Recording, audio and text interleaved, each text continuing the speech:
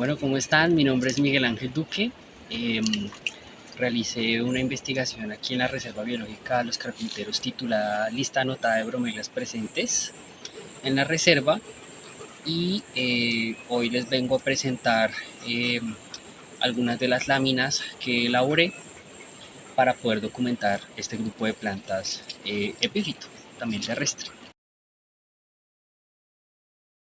Aquí tenemos un ejemplar representativo de la familia de las bromelias, también conocida como quiches.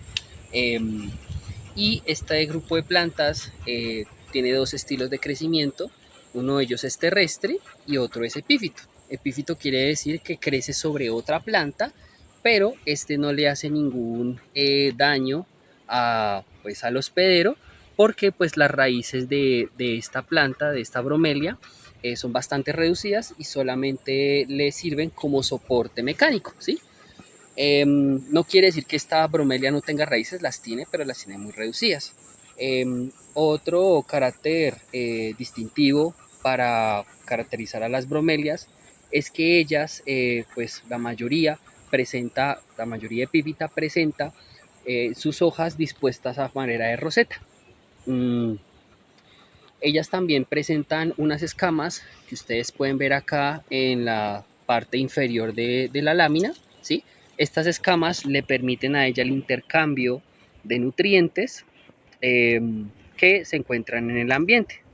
Eh, Eso quiere decir que pues ellas obtienen de aquí sus nutrientes y no los absorben precisamente de las raíces que están sujetas al árbol hospedero.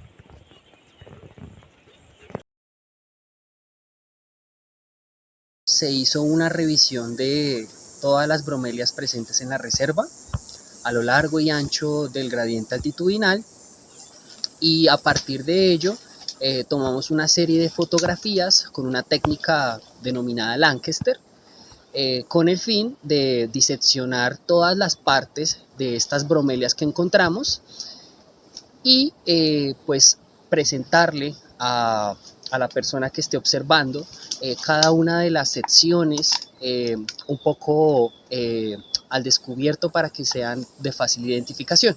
A continuación vamos a ver algunas de estas láminas. Catopsis nutans. Vemos que en el apartado A, esta es una planta epífita que crece sobre un hospedero, que puede tener entre 12 a 25 centímetros de altura aproximadamente. Sus hojas son arrocetadas, que pueden llegar a tener de 9 a 15 centímetros de largo. Estas son triangulares y tienen un margen entero, pero sin indumento.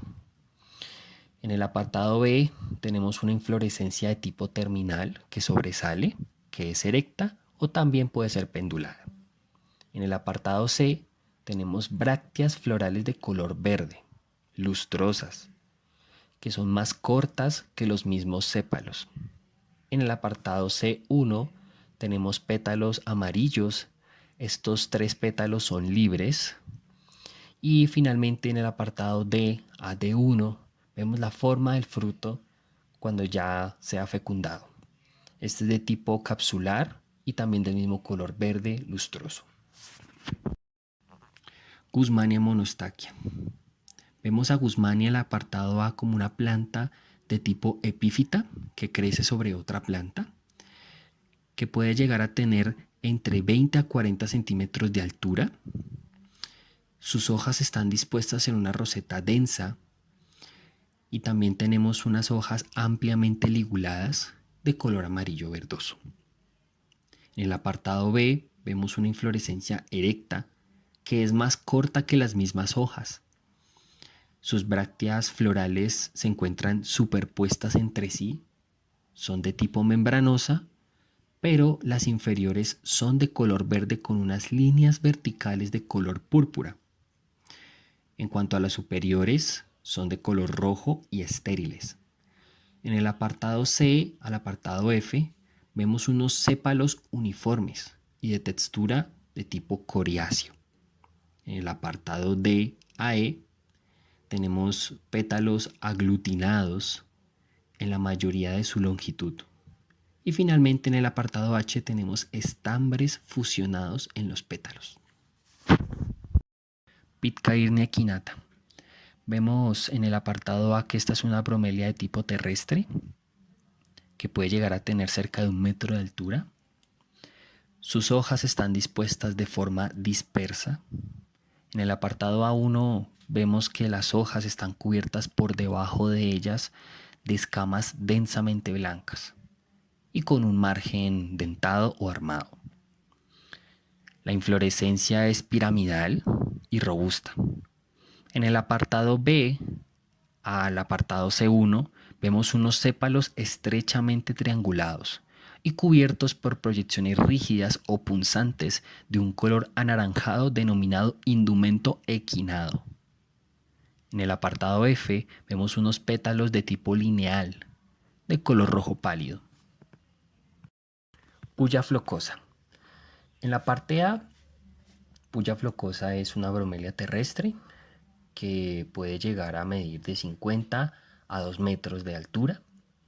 Sus hojas son arrocetadas, de más de 1 metro de largo.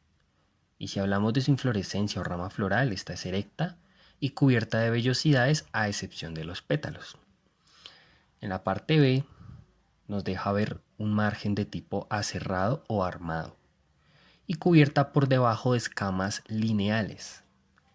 Y en la parte C encontramos unos sépalos triangulares de color verde, delgados y en su superficie dominada por una vellosidad igualmente lineal. En el apartado D tenemos pétalos azules y el ápice velloso. En el apartado D1 encontramos 6 estambres sobresaliendo de los pétalos. Encontramos un estigma con plegamientos denominados estigmas conduplicados o estigma enrollado. Y finalmente en el apartado E vemos unos pétalos rosados cuando la flor se seca. Tillandsia fendleri.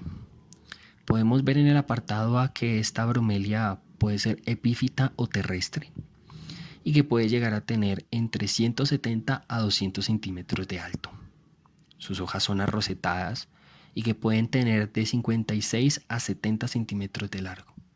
Son liguladas y de margen entero. En el apartado B vemos una inflorescencia erecta. En el apartado C vemos unas brácteas primarias que superan a las espigas.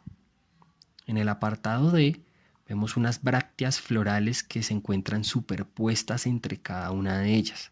Son de color verde o en algunos casos tienen unas tonalidades o variegados de color rosa. En el apartado E tenemos unos sépalos con presencia de una nervadura media denominada carina, igualando a los sépalos. En el apartado F tenemos un fruto en cápsula con un ovario con 3 cámaras denominado ovario trilocular. Tillandsia juncea. En el apartado A tenemos una bromelia de tipo epífita que crece sobre otra planta y que puede llegar a tener entre 21 a 30 centímetros de alto. Sus hojas son arrocetadas con indumento lepidoto en ambas superficies. Sus hojas tienen una forma de aguja y tienen un margen entero. En el apartado B tenemos una inflorescencia terminal que sobresale, pero apenas de las hojas. Tenemos unas brácteas florales que se encuentran superpuestas entre sí. En el apartado F tenemos un indumento lepidoto. Desde el apartado D al E encontramos sépalos que tienen una forma simétrica, pero uno de los 3 se encuentra libres. El resto fusionado hacia la base. Con nervadura media llamada carina. En el apartado F tenemos pétalos largos de color lila. Y finalmente en el apartado C1 tenemos estambres y pistilos que se encuentran sobresaliendo o denominados excertos. Tillandsia pruinosa.